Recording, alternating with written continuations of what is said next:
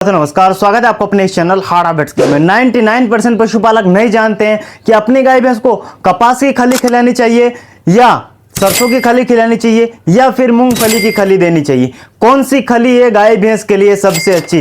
साथियों, 99% पशुपालक गलती करते हैं, इसीलिए आपकी गाय भैंस का दूध नहीं बढ़ता है, फैट कम आते हैं और वजन नहीं बढ़ पाता है। साथियों, आज के इस वीडियो में मैं बताऊंगा आपकी गाय भैंस के लिए सबसे बढ़िया खली कौन सी है और कितनी मात्रा में देनी चाहिए और कब देनी चाहिए। साथियों, यह भी जानकारी आपको इस वीडियो में मिलने वाली है। साथियों, सबसे पहले आप चैनल पर नए, चैनल को सब्सक्राइब करिए और भाई वीडियो को अभी तक लाइक नहीं किया है तो लाइक का बटन जरूर दबा दीजिए। साथियों, हम अपनी गाय भैंस को रोज खली देते हैं।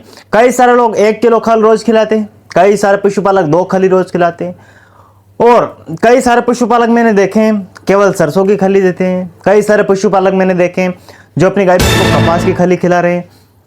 कई सारे मेरे पशुपालक भाई ऐसे हैं जो अपनी गाय भैंस को मूंगफली की खल दे रहे हैं और कई सारी मार्केट में खलियां मिलती है जो अलग अलग पशुपालक देते रहते हैं।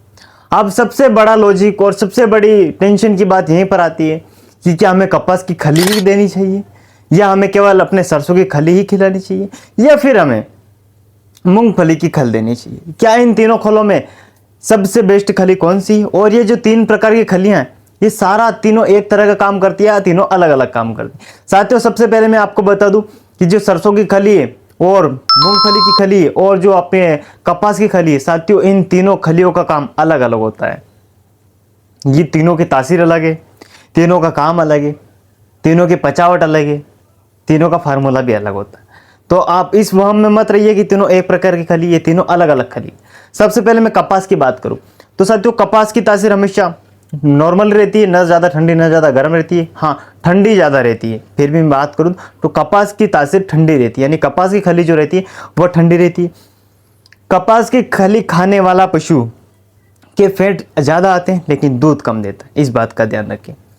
सरसों की खल की यदि मैं बात करूँ तो सरसों की जो खली रहती है साथियों, इसकी तासीर एकदम से गर्म रहती है और सरसों की खली खाने वाला पशु दूध ज़्यादा देता है लेकिन थोड़े फैट उसके कम आते हैं, ये भी हमने देखा है। अब बात करें मूंगफली की खली।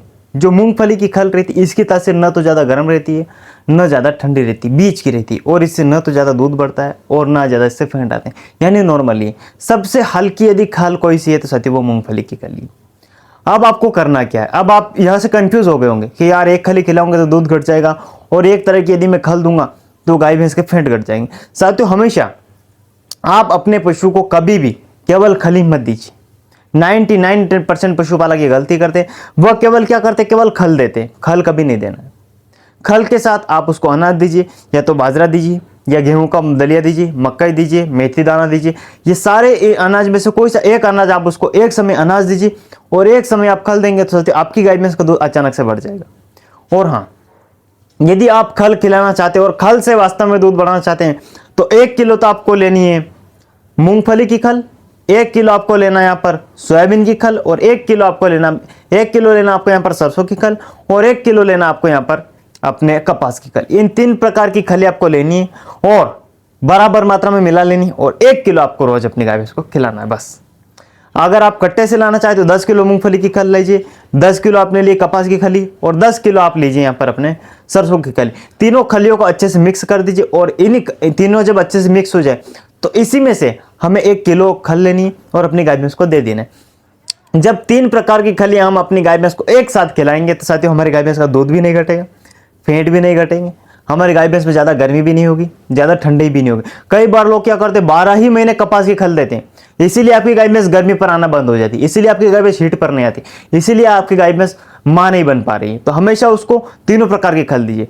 ठंडियों के दिनों में कपास की खली नहीं देना है, यदि ठंडी के दिन चल रहे हैं तो हमेशा गाय भैंस को सरसों की खल दीजिए और यदि गर्मी का सीजन आ गया है तो अपनी गाय भैंस को आप साथियों कपास की खल दीजिए, क्योंकि गर्मियों के सीजन में हम यदि सरसों की खल देंगे तो हमारी गाय भैंस बहुत ज़्यादा गर्मी होगी, गाय भैंस हाँफेगी, गाय भैंस बीमार रहेगी, गाय भैंस में हीट स्ट्रोक भी होने का चांस रहता है।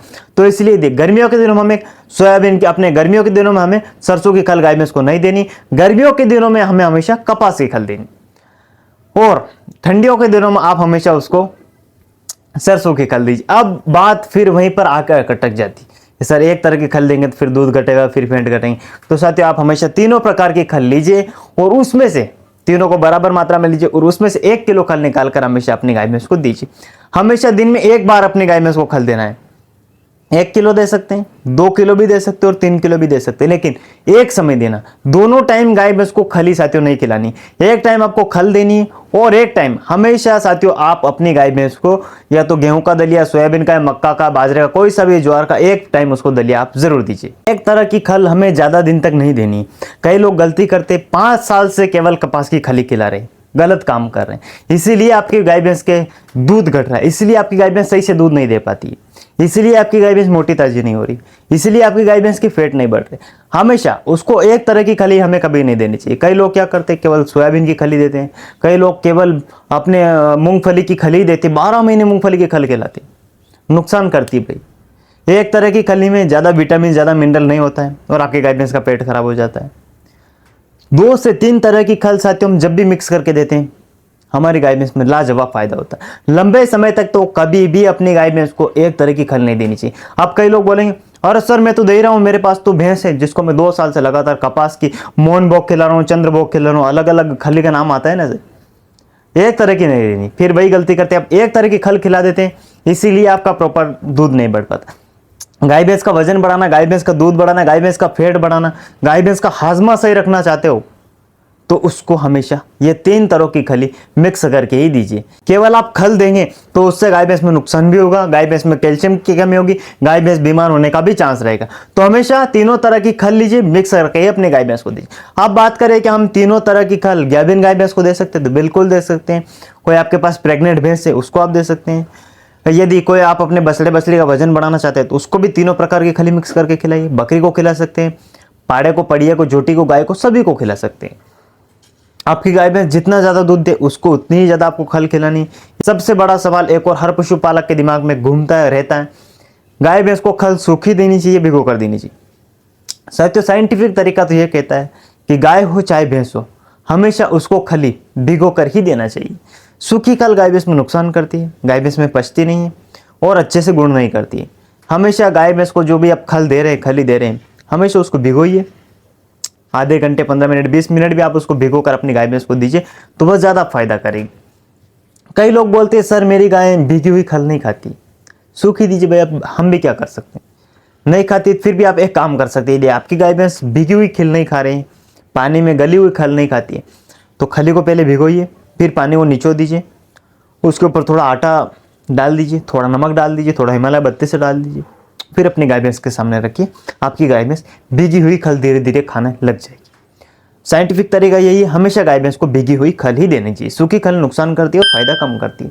चाहे वीडियो आपको पसंद है, शेयर करना, ज़्यादा पशुपालकों तक भी इसको पहुंचा देना, ताकि वह भी एक तरह की खल न खिलाकर 3 तरह के खल खिलाए और अपनी गाय भैंस से लाजवाब फायदे ले सकते हैं। मिलते हैं किसी नेक्स्ट वीडियो में, तब तक के लिए जय हिंद, जय भारत।